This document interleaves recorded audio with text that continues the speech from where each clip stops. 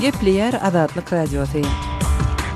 Akşamınız hayırlı olsun hormatly radio dinleyijiler. Şu gün 2017-nji ýylyň 26-njy maýy hepdeniň anyny uny. Eferde habarlar gündeligi gepleşigimiziň esasy bölügine başlamadan ozal täzelikleri dinleň. Olaryň mazmuny bilen sizi men Gözel Hudaýberdiýew tanış edýärim.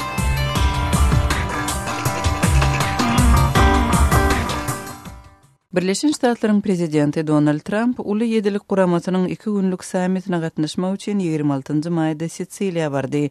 Trump'yň sowda we howanyň ötkümegi barada öz pozisiýalaryny ma'lum edip, beýleki ýurtlaryň liderleriniň soraglaryna jogap bermegine garaşylýar.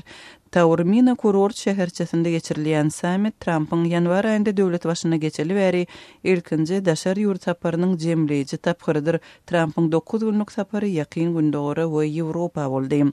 Şeýlede uly ýedilik guramasynyň liderleriniň duşugynda 22-nji maýda Britaniýanyň Manchester şäherinde bolan bombaly hüjüm bilen bagly howpsuzlyk hyzmatdaşlygynyň hem ara alınıp maslahat ediljekdigi aýdylýar. Azerbaýjanyň Opozisiýon Halk Fronty partiýasy öz ýol başçysynyň orunbasarynyň tutsak edilenligini aýdýar. Partiýanyň ýol başçysy Ali Kerimliň 25-nji maýda aýtmagyna görä, onuň orunbasary Gözel Bayramly Azerbaýjana Gürjistandan gaýdyp barýar serhet geçilgesinde tutsak edilipdir.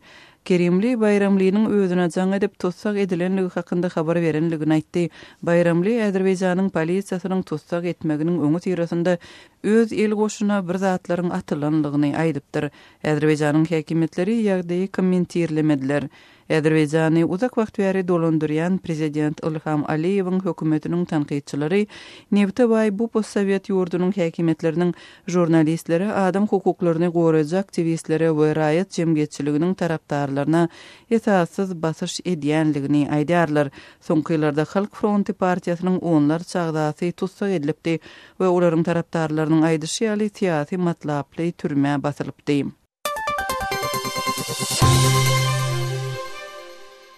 Gepleyer Azatlyk Radiosu, hormatly radio dinleyijileri, siz täzelikleri dinleýärsiňiz. Adam hukuklaryny goraýjy Human Rights Watch guramasy Orsetýanyň Çeçniýa regionunyň polisiýasynyň 2017-nji ýylyň bahar aýlarynyň dowamında onlarça gay we biseksual adamlary gawap, gynamalara hem kemsitmelere sebäp edenligini we bu hereketini Çeçen jemgyýetine olardan arasalamak goýunça tagallalarynyň çäginde amala aşyranlygyny tasdiklady. Birleşen Ştatlarda ýerleşen guramanyň 26-njy maýda çap eden bu hasabatynda gaylere garşy arasalaýyşlaryň fevral aýynyň aýagynda başlanyp, azyndan aprel aýynyň başyna çenli dowam ettirilenligi we munyň Çeçenistanyň resmiýetleri tarapyndan görkezme berilip amala aşyrylanlygy bellenýär. Aprel aýynyň başynda Orsetýanyň Nowy Gazeta näşriniň Çeçenistanda geýleriň daralýanlygy hakynda ilkinji gezek habar berilip bäri, Demirgazyk Kafkaz Respublikasynyň gey ýaşaýjylary öz ýagdaýlary we başdan geçirenleri barada Azat Ýewropa Azatlyk Radiosyna hem beýleki habar beriş serýeşlerine maglumat ýetirdiler. Orsetýanyň federal häkimetleri kemsitmeler hakyndaky habarlary başda ret edipdi. Emma halkara jemgyýetçiliginiň basyşy astynda federal edaralaryň ençemesi deriňe başlapdy. Prezident Vladimir Putin habar berilýän ýagdaýlar barada baş prokuror hem içeri işler ministri bilen gepleşmegi wada beripdi.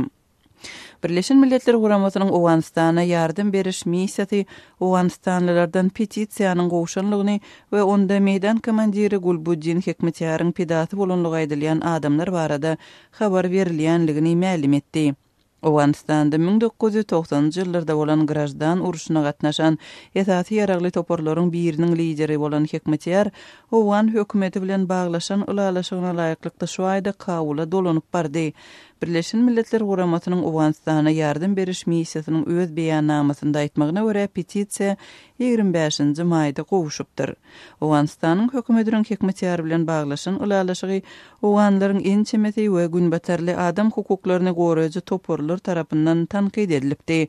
Olar Hekmetýary we Hizbi Islami toporuny grajdan uruşynyň dowamında zorlugy tutaşdyrmakda we 2001-nji ýylda Owganistanda Talibany häkimet başyndan çetleşdiren Birleşen Ştatlaryň ýol başçylygyndaky goşuny hem Owgan güýçlerine garşy helakçylykly hüjümleri amala asyrmakda aýyplaýarlar. Hekmetýar 20 ýyllyk meýletini sürgünlükden soň 4-nji maýda Kabula bardy. Hormatly radio dinleyijiler, siz günüň käbir täzelikleri bilen tanyş bolduňuz.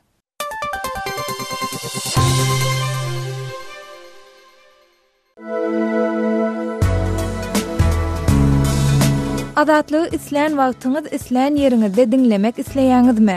Munuň üçin SoundCloud tilsiminde Azatlyk radiosyny tapyň we ýazylyň. Azatlygyň maglumatlaryny ilkinji bolup dinleň. Play Store'dan ýa-da iTunes'dan SoundCloud'un tilsimini indirmek ýatdan çykarmaň. Azatlygy SoundCloud tilsiminde Azatlyk radiosy ýazyp tap bilersiňiz.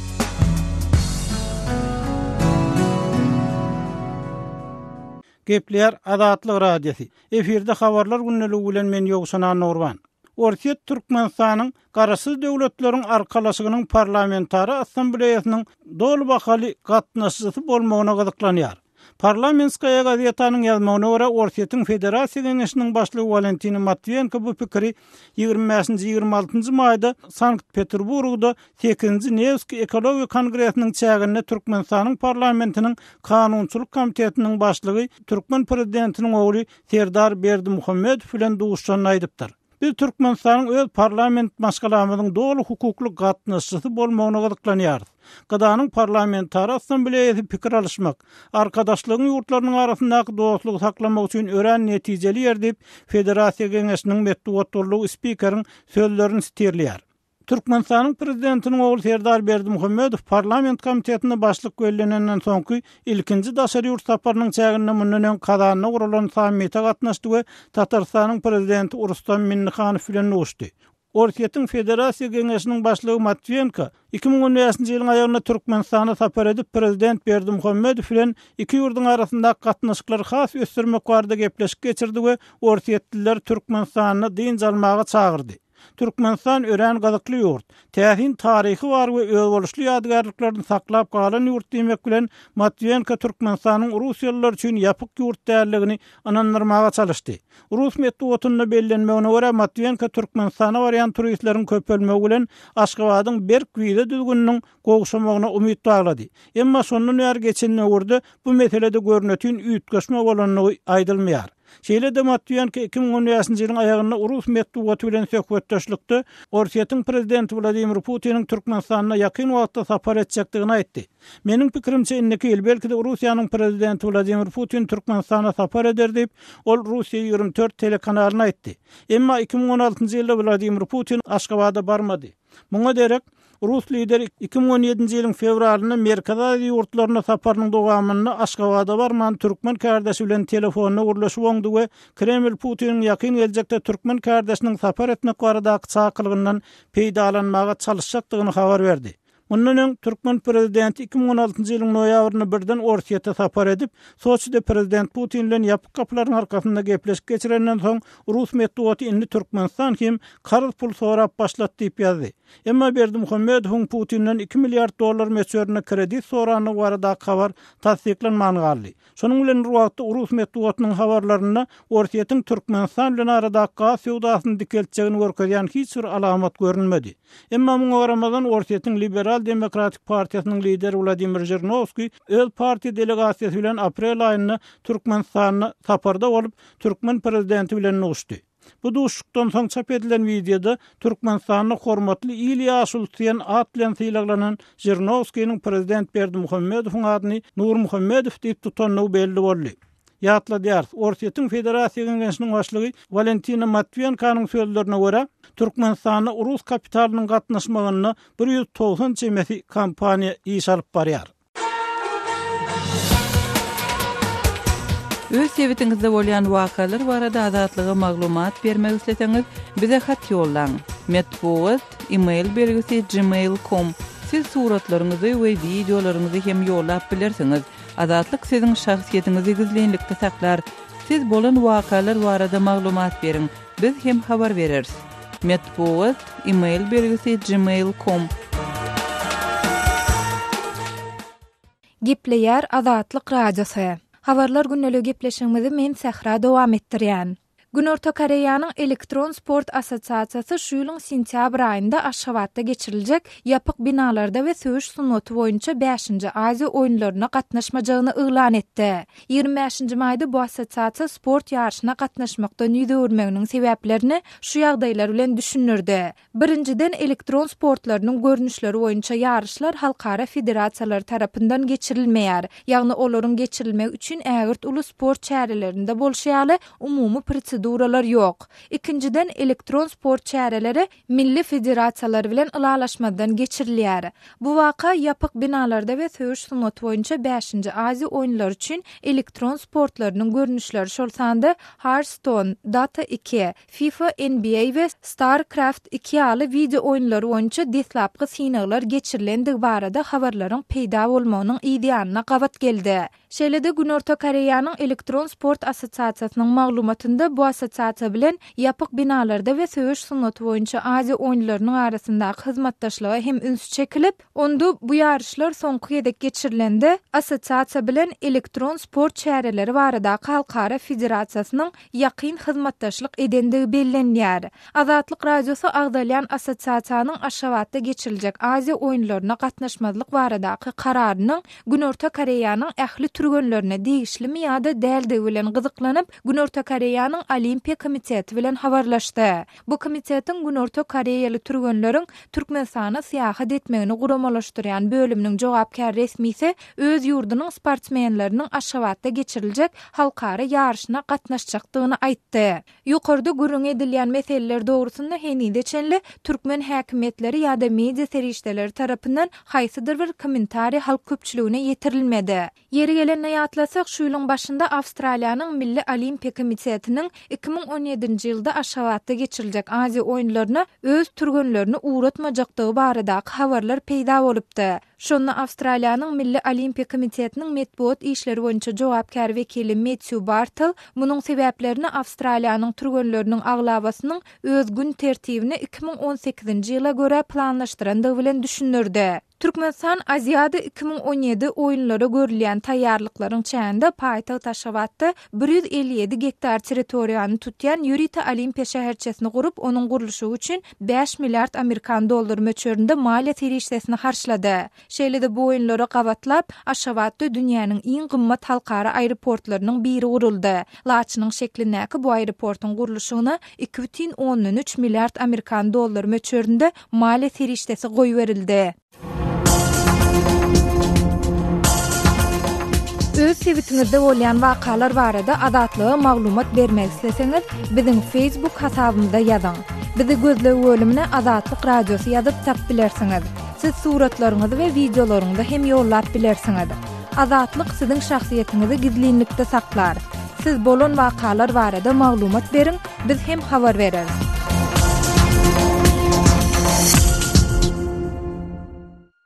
Gepleýär Azatlyk Radiosu. Hormatly dinleýijiler, eferde siz bilen men Hudaýberdi Hally.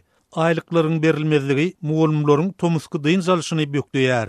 Türkmenistanyň orta mekdeplerinde okuw ýyly tamamlanyp, tomusky dyn jalyş mögsümi başlanan mahaly mugallimlaryň ençemesi aýlyk haklarynyň inni 2 aý bäri berilmeýänliginden şikaýet edýärler. Azatlyk Radiosynyň ýurt içindäki çeşmeler bilen habarlaşan paýtagtyň 47-nji, 48-nji, 55-nji mektepleriniň we Balkan welaýatynyň Bereket we Serdar etraplaryndaky mektep mugallimleri mart we aprel aýlary üçin zähmet haklarynyň haçan beriljekdigi barada degişli ýolbaşçylar tarapyndan kenide çenli hiç şeýle anyk maglumatyň ýokdugyndan bu ýagdaýyň özleriniň tomusky dyn jalyşyna ýaramaz täsir ýetirýänliginden arz edýärler. Aşgabatly synçy Amanmurat Bugaýew mugallimlary salgylanyp şeýle diýdi. Mugallimlaryň zähmet ruhsatyna gidýänlikleri üçin şolara entek haçan şolaryň zähmet ruhsatyny aýlyklarynyň tölenjegi onu hiç kim bilenok. Mugallimlaryň zähmet ruhsaty üçin tölenmeli zähmet takymdy garaşmady taýyn bolýan 2 aý ber aýlykly üstüne de çağırlarymyzdan tomusky dyn jalyşy çykdylar. Bularyň da dyn jalyşyny ýolgoýmak üçin maliýe taýdan üçinçiligimiz juda erwetdi diýilen ýerler. Aýlyk gullum wagtynda berilmeýärligi bize aýak bagy bolup durdy. Köp sarly mugallimler beýlen gurrun edýärler. Şonuň bilen birlikde mugallimlaryň ençemesi aýlyklaryň berilmeýän, berilen halatyna da plastik kartlara ýüklenýän wagty özleriniň nagd görnüşde amal etmeli tölegleriniň köpelýänliginden nägile bolýarlar. Misal üçin munun ozal mugallimler her 6 aýda bir gezek ýurdun gazet jurnallaryna abuna ýazylan mahaly, onuň tölegi aýlyklaryndan saklanyp galynan bolsa, häzir bu tölegi degişli poçta merkezlerini nagd görnüşde tapşyrmak talap edilýär. Şeýle-de mugallimlaryň mektepleriň remonty, abatlyş işleri we köpçüliklöýün şäherleri üçin edilýän çykdyjylaryň belli bir bölegini de öz jüýlerinden nagt görnüşde tapşyrmalygy aýdylýar. Bundan başga, käbir mugallimlerden şu ýylyň sentýabr aýyny Aşgabatda geçiriljek Aziýada 2017 halkara sport ýarşy üçin goşmaçy gatynj etmek talap edilýänligi barada maglumatlar bar. Türkmenistanyň şu ýylyň başyndan başlap döwlet büdjetiniň aýlyk alýan raýatlaryň zähmet haklary 10% ýokarlansa-da, haritlaryň bahasy ortaça 50%, demir ýol biletleriniň bahasy 100%, uçur biletleriniň narhy ortaça 20% gymmatlady. Mugallimlaryň ençemesi ýurtda aýlyklaryň her ýyl 10% ýokarlanýan mahaly beýleki ýaşaýyş hyzmatlarynyň tas 2 gymmatlýanlygy üçin durmuşlaryny oňatlyga tarap özgörüşlügiň ýokdugyny aýdýarlar. Bu aralykda Aşgabatda dollaryň resmi kursy 3 manat 50 teňe möçberine saklanyp galýan mahaly, olaryň gara bazardaky narhy soňky 6 aýyň dowamyna iň pes derejä ýetdi. Mundan 2 gün ozal bir Amerikan dollary ortaça 7 manatdan satylan bolsa, häzir ony 5 manat 80 teňeden satyn alyp bolýar. Paýtagtyň Mir bazarynyň töwereginde dollaryň gara bazarynyň söwdasyny diýen käbir söwdägärler munyň sebäplerini dollary bolan talabyň azlygy, ilatda daşary ýurt valyutasyny satyn almak üçin nagt puluň ýokdugy bilen düşündirýärler. Amanmurat Bugaýew dollar söwdägärlerine salgylanyp şeýle diýdi. Olaram aýdýar bilen dollary öňküýarak bir urna satyn alyp bilen bu sebäbi aýlanşykda nagt pul ýok bile şol dollar satma getirýänler müşterilerden dollar almak üçin nagt pul gelen okşol dollar söwdasy öz-özünden peselip barýar, olam şu aýryklyň berilmeýänligi adamlaryň eline nagt puluň juda çäkligi bilen düşündirýärler.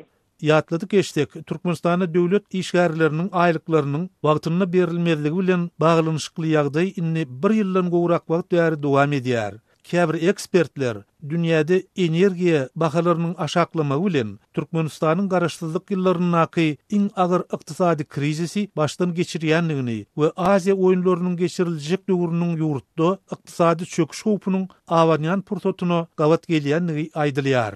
Sözümüzün ahirine jemlesek, Türkmen häkimetleri ýa-da media serişdeleri käbir beýleki döwlet işgärleri bilen bir hatarda mugallimlary aýlyklaryň wagtyna berilmezligi we onuň sebäpleri şeýle-de dollaryň gara bazardaky bahasynyň pese gaçmagy barada ilat köpçüligine maglumat ýa-da düşündiriş bermeýärler.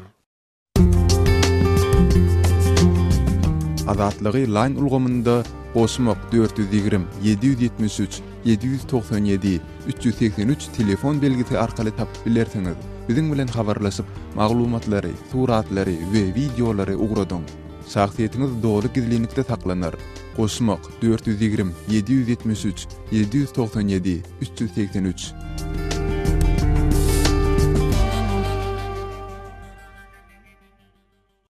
Gepleýär Azatlyk radiosy habarlar gündeligimizi dowam etdirýäris. Azatlyk radiosynyň elektron bokçasyna gowşýan hatlaryň birinde adyny görkezmedik dinleýijimiz Türkmenistanyň Görogly şäherçesinde iratyň suw bilen üçünçüligindäki kemçilikler barada habar berýär.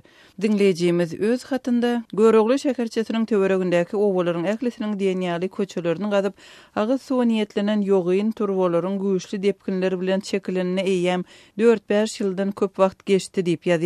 Şeýle-de şunça azaplar edip abat ýollary gazyp zaýalap çekilen turbalary ulanmaýarlar. Oňa derek bu tebitiň ýaşaýjylary agyz suwy maşina arkalaylanıp satýan suwçylardan almaly bolýarlar diýip dinleýijimiz öz hatynda ýazýar. Biz bu ýagdaý bilen gyzyklanyp Görogly şäherçesine ençemegedek baryp gaýdan Türkmenistandaky habarçymyz Sultan Atçyýylow bilen söhbetdeş bolduk. Sultan diýdi, Azatlyk radiosyna dinleýijilerimizden gelen hatlaryň birinde Türkmenistanyň Görogly şäherçesinde ilatyň suw bilen öpçünçüliginiň ören gowşakdygy barada habar berilýär. Siz Görogly şäherçesine bark gördüňizmi özüňiz? Hawa gözelmen şi Görogly etrafynda bir näçe ýerdek bolup gördüm. Şi Türkmenistanyň vilayatlarynyň etraplarynyň ählisinde de oba ýerlerinde suw meselesi kyn mesele. Esasanam agyz suw meselesi. Ýöne şi Daş Howuz vilayatynyň suw üçünçilik ýagdaýy dogrudanam gaty yaramaz. Men özüm şo ýerde bolup şonuň şaýady boldum. Görogly şäherçesi nerede ýerleşýär? Görol şäherçeti Daşow şäheriniň vilayet merkeziniň golayynda ýerleşýär Görol etrabynyň etrap merkezi. Men şoň obalarynda da boldum, etrap merkeziniň özünde de bir näçe bolup gördüm. Sultan daýda Daşow vilayetiniň hemem şu Görogly etrabynyň Görogly şäherçetiniň suw bilen üpçün edilmegindäki kemçilikler näme bagly? Biziň dinleýijimiziň ýazan hatyndan çen tutulsa, şolaryň şäherçesinde suw geçirýän turwalar hem çekilipdir. Ençeme ýyl mundan ozal.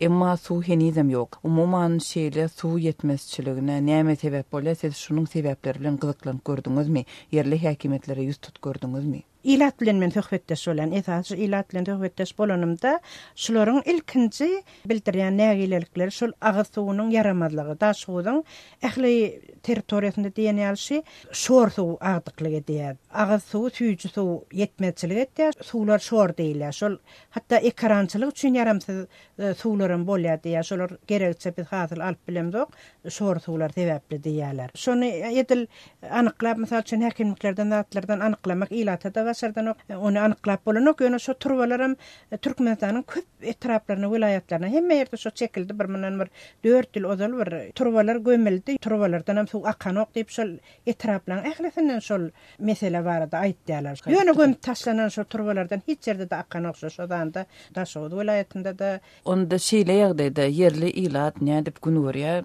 özüni agyz suw bilen nädip üpçün edýär. Hususy hojalyklar diýär, özleri arassalap, agyz suwuny gaplap, maşynda aýlap, hojalyklara aýlap suw satýarlar diýilýär. Ine şol esas şu satylýan suwlary alyp ilat şonu ulanýar. Sultan daýda suw satyn almaga pul bolmadyk, maşgalalar nädip günwärýär. Pul bolmadyk maşgalalar şol şor suw bilen oňmal bolýandygyny aýtdylar. Ine mysal üçin öz gapylarynda, hojalygynda goýuga diýerler, şo suwlarym şorumtyk, agyr suwlar taglyk üçin hem yaramda diýilýär. Ýöne alajyň ýok, puluň bolmasa oňmal bolýan diýär. Onuň ýagdaýyna görä satyn alyp, adyra alyp, diňe şol çaý suw üçin ulanyp, şoň bilen oňut edip, gara şol suw meselesinde şolar gaty kynçylyk çekýändigini aýtdylar. Yerli ilat şol mesele çödülen ok diýilýär, agyz suw meselesi Daşow vilayeti boyunça. Daşow vilayetinde bir näçe ýyl mundan ozal bahasy $1 milyon dollarlyk suwy arassalyan zavod kuruldy. Şol zawodyň işleýişi nähili? Ilatyň suw üçinçiligine ýetirýän täsiri nähili? Şol kurulan agyz suw zawody gerekçe işlenok diýilýär. Eýem şonuň ýaşaýjylar üçin ýeterlik mukdarda öndürilenok diýilýär. Eger şonu öndürilse ol satýar o suwy, gaplara gaplap satýarlar. Ýöne şolam ýeterlik däl. Gepleýär Azatlyk radiosu. Habarlar günneligi gepleşigimizi Azatlyk radiosunyň Türkiýedäki habarçysy men Döwlet Baýhan dowam etdirýän. Türkmen migrant denan işleyen öýüne owurlukdan aýplanýar. Bir türk maşgalanyň öýüne hojalyk işlerine işleyen Türkmenistanly zähmet migranty denan owurlukda güman edilip göz astyna alındy. Türk medeniýetyne ýaýran bir habarda aýdylşyna görä, Türkiýanyň Tekirdağ vilayatynyň Marmara ereglisi etrawynyň Dere Agzy mahallesinde bir türk raýaty öýdäki kassadan 1400 Amerikan dollary bilen 200 türk lirasy meşgulüne pulun owurlananyny we bu ýagdaýda villasyna arasaçylyk hem hojalyk işlerini işleyen MK adlı Türkmen denandan şüphe edýändigini aýdyp polise arçykaýdy diýär. Waka bilen baglanşykly derňew üçin başladan Türk polisi MK adlı Türkmenistanyň zähmet migrant denany göz astyna alýar. Polis çeşmeleriniň bildirmegine görä, göz astyna edilen sorawda Türkmen migrant denan polislara ol pullary özüniň alandygyny bildirýär. Owurlukda güman edilen Türkmen zähmet migranty denanyň häzir polisäki resmi işleri dowam edýär. Ýatlap geçdik, Türk medeniýetyna tanymal işewur Türk zenany Feryal Gülmanyň öňüne işleyen Türkmenistanyň raýatlary 29 ýaşyndaky erkek adam ZT bilen 21 ýaşyndaky EK adly zenanyň öýdäki gymmaty 3 milyon Türk lirasyna, ýagny 800 000 Amerikan dollaryna barabar şaý sepleri owurlap Istanbulyň Kapalı Çarşı adly gadymy ýapyk söwda merkezine satmaga synanýarka polis tarapyndan tutulanyny habar berilipdi. Yergelenine bellap geçtik. İstanbul'un Turizm ve Medeniyet Edarasının hasabatına göre İstanbul'u 2017 yılın yanvar ve fevral aylarına 1.149.547 sana daşarı urtlu gelipdir. Ve onun yüzden 2,12 götürümünem Türkmenistan'ın rayetleri emele getiripdir. Türkiye'nin migrasiya gulluğunun hasabatlarından çen tutulsa, Türkmen zahmet migrantlarının sanı yüzlerce müne varıp yetýär. Bilermenlerin aýtmagyna göre aglaba köpçülüğünün hocalıklarda işleyen zahmet migrantlar da gaýdylýan Türkiýedäki Türkmenistan rayetlaryň çaktanaşa köplügi, olaryň dürlü wakalara gatnaşmagyna sebäp bolýar. Sözümüz jemläp aýtsak, uğurlukda aýyplanyp göz astyna alynan türkmen migrant senanyň ykbaly barasynda degişli ýerlerden jikmejik maglumat ýa-da haýsam bolsa bir kommentariýa almak Azatlyk radiosyny başartmady. Gepleýär Azatlyk radiosu. Men Aras Perwiş, biz programmamyzy dowam etdirýäris.